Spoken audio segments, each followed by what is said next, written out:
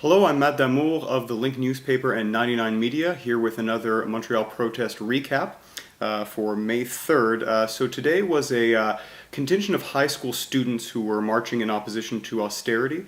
So the bulk of the people who participated were high school aged. I'd say the range was starting from around 13 years old up until the higher teens, and some people in their 20s, 30s, and beyond, but mainly high school age students. So the meeting point was Square Victoria. I would say that at the height of the protest it was maybe 200 or 300 people. So as I arrived there at 2 p.m. There was already a large group there. Worth noting that at the start the police presence was actually quite heavy. There were some police officers who were guarding the entrances to some of the buildings of financial institutions there at Square Victoria, and there were a lot of police vehicles. But they did eventually adapt to the smaller number of protesters. Some of the police vehicles did end up leaving, so it did lighten up a little bit. The itinerary was provided by the march organizers to police, so they were aware of the route of the march.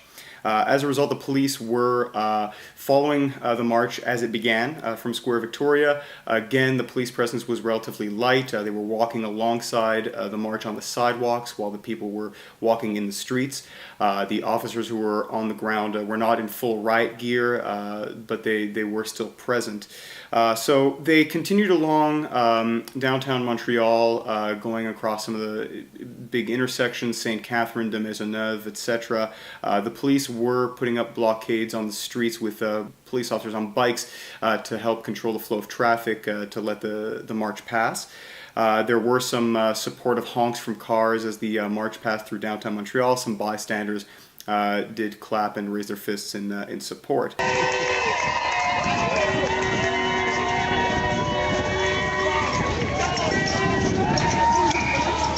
There was no real confrontation at any point between protesters and the police. Again, I think because the itinerary had been provided, and also the fact that it was in broad daylight, and the fact that it was mainly high school students made it so that the tone was quite different.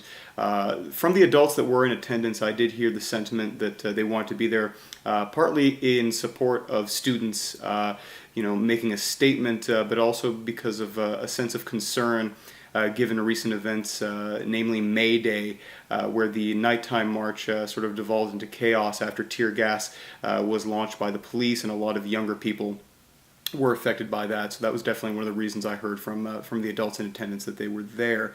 The only real incidents that happened were on some of the intersections, for example, Prince Arthur and Saint Laurent. Instead of continuing past Saint Laurent, there was a sit-in, so it did disrupt traffic a little bit, but there was no real confrontation between protesters and police at that point. In fact, there was a street band that was playing nearby, so it was kind of a festive atmosphere, people dancing.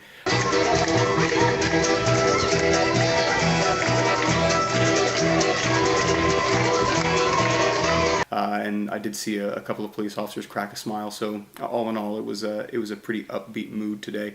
The march did continue past Prince Arthur and Saint Laurent.